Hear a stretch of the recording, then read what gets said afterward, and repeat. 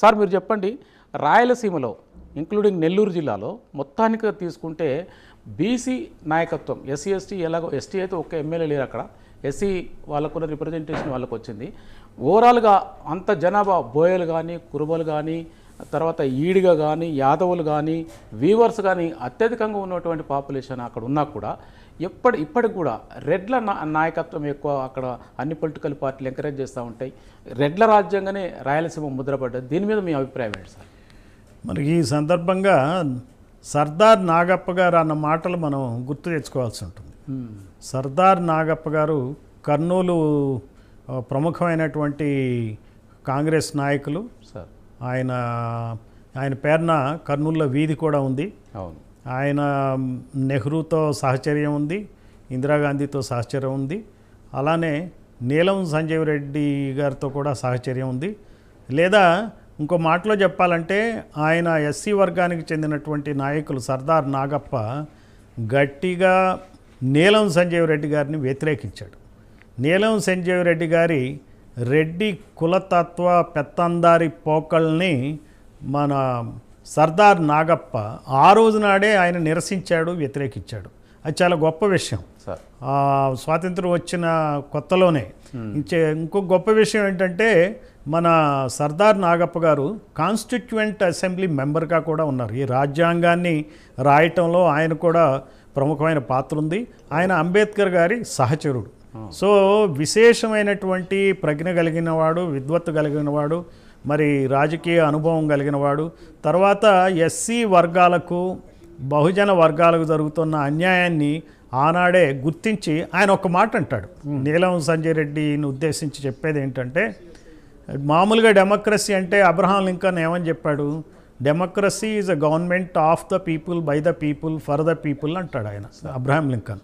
నాగప్ప గారు ఏమన్నారంటే, మనకి స్వాతంత్ర్యం వచ్చింది కానీ డెమోక్రసీ మనకు కాదు, ఈ గవర్నమెంట్ రెడ్లకే. ఇప్పుడు జనరల్గా స్టేట్ గవర్నమెంట్ ఏమంటాం?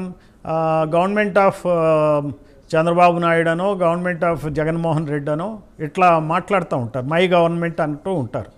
ఈయన ఏమన్నారంటే, దిస్ ఈజ్ రెడ్డీస్ గవర్నమెంట్, ఇది democracy is government of Reddys, by Reddys and of Reddys అని ఆయన అంటాడు ఆ రోజుల్లో.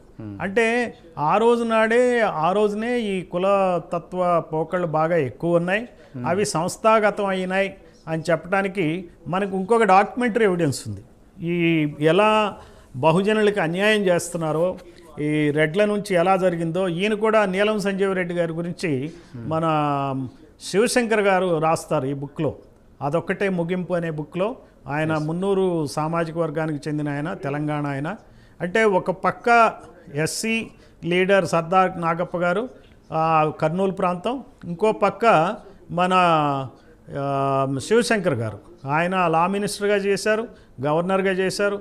ఆయన బీసీలకు రిజర్వేషన్ కోసం తేవటం కోసం ఎన్నో ఇబ్బందులు పడ్డారు.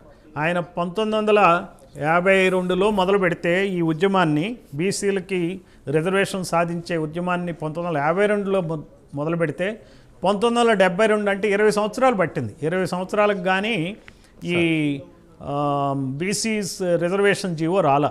ఈ సర్దార్ నాగప్ప గారు చెప్పిన దృష్ట్యా మనం చూస్తే కనుక, మరి రెడ్డిస్ గవర్నమెంట్ అంటే ఏదో ఒక చీఫ్ మినిస్టర్ ఎవరో ఒకళ్ళు రెడ్డి ఉండొచ్చు కదా, అందులో తప్పేం ఉంది, రెడ్డి కాకపోతే ఇంకో కమ్యూనిటీ ఉంటారు, మొత్తం రాయలసీమలో ఒక చీఫ్ మినిస్టర్కే ఆపాదించలేం కదా అనేటువంటి ఉద్దేశం కూడా రావచ్చు. కానీ చిత్రంగా విషయం ఏంటంటే, మనకి స్వాతంత్రం వచ్చిన దగ్గర నుంచి ఇప్పటికీ 17 ఎలక్షన్ జరిగినాయి. ఈ 17 ఎలక్షన్లో 2,900 మంది ఎమ్మెల్యేలు అయ్యారు. అంటే దాదాపుగా 3,000 మంది. ఈ 3,000 మందిలో 658 మంది రెడ్లు ఉన్నారు, 549 మంది కమ్మాస్ ఉన్నారు, మరి కాపులు 300, అంత బీసీలు దాదాపుగా 498 మంది ఉన్నారు. అంటే ఏంటంటే ఇక్కడ రెడ్లు 23% ఉన్నారు. రెడ్ల జనాభా 7 or 8 కన్నా ఎక్కువ ఉండదు. అదే 19% కమ్మాస్ ఉన్నారు, వాళ్ళది 5-6 పర్సెంటేజ్ కన్నా ఎక్కువ ఉండదు. మరి కాపులు 10% ఉన్నారు, వాళ్ళు జనరల్గా మనం 20% దాకా లెక్కేసుకోవచ్చు రాష్ట్రంలో. అదే ఈ బీసీలు వచ్చేటప్పటికి 17% మాత్రమే ఉన్నారు. మనం బీసీలను కనీసం 40 to 50% అని చెప్తాం.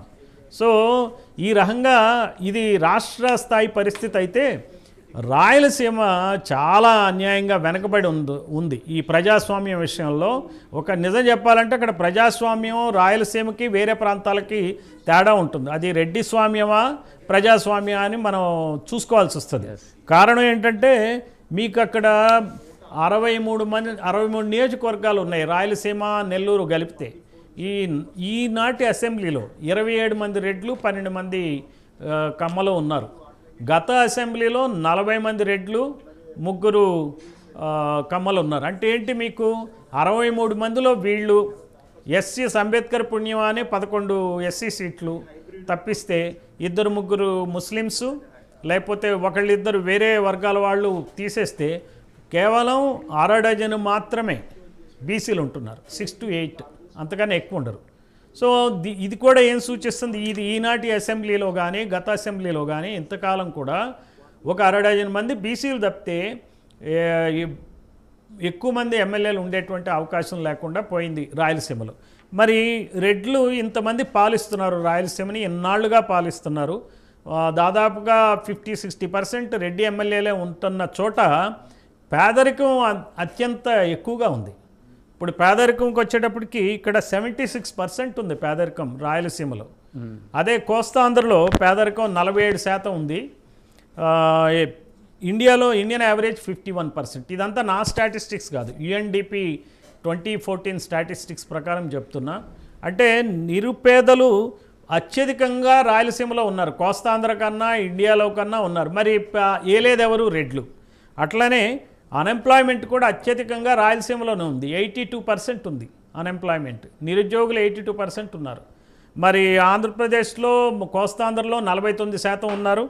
తర్వాత ఇండియాలో 62% ఉన్నారు.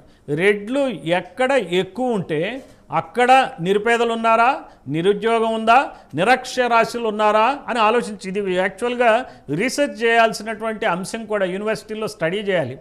బలమైన పెత్తందారీ కులాలు ఎక్కడైతే రాజ్యం వెళ్తాయో, ఎక్కడైతే ఎమ్మెల్యేలుగా ఉంటారో అక్కడ నిజమైన ప్రజాస్వామ్య విలువలు ఉన్నాయా అనేది మనం చూసుకోవాలి. ఇది కాకుండా నిరక్షరాస్యులు కూడా రాయలసీమలో ఎక్కువ, 42% ఉన్నారు. అదే కోస్తాంధ్రలో 66% అక్షరాస్యులు 66% ఉన్నారు కోస్తాంధ్రలో. ఇక్కడ రాయలసీమకు వచ్చేటప్పటికి 42% అక్షరాస్యులు ఉన్నారు. అంటే దాదాపుగా 60% నిరక్షరాస్యులే ఇక్కడ. అలానే ఇండియన్ యావరేజ్ కన్నా చాలా తక్కువగా మరి ఇక్కడ అక్షరాస్యత ఉంది రాయలసీమలో. మరి నీళ్లు ప్రాబ్లమే ఉంది, ఇండస్ట్రీస్ ప్రాబ్లమే ఉంది, మానవతా విలువలు ప్రాబ్లమే, విపరీతమైన లాండ్ ఆర్డర్ ఇష్యూస్, దోపిడీ అంతా కూడా రాయలసీమలోనే మిగిలిన ప్రాంతాల కన్నా ఎక్కువ. అందుకే రాయలసీమ బాగుపడితే కానీ ఆంధ్రప్రదేశ్ బాగుపడదు. నేను ఒక పోలీస్ ఆఫీసర్గా ఒక పొలిటికల్ ఇన్వెస్టిగేషన్ చేస్తే నాకు కనిపించిన అంశాలు ఇవి.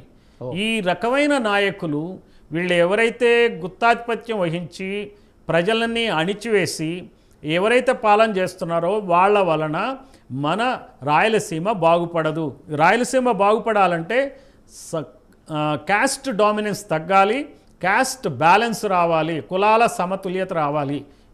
దీనికి తార్కాణంగా నాగప్ప గారు చెప్పింది మనకి రెలవెంట్ పాయింటే, మరి మన శివశంకర్ గారు చెప్పిన కూడా రెలవెంట్ పాయింట్. నేను అందరినీ కూడా బహుజనుల్ని నేను సజెస్ట్ చేస్తున్నా, శివశంకర్ గారి జీవిత చరిత్ర చాలా సరళంగా ఉంటుంది, అది చదువుకోవాలి.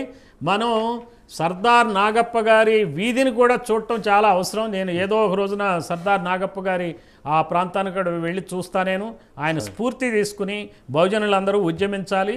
మరి ఈ సమసమాజ స్థాపనకి బహుజన్ సమాజ్ పార్టీతో చేతులు కలపాలని చెప్పి నేను కోరుతున్నా.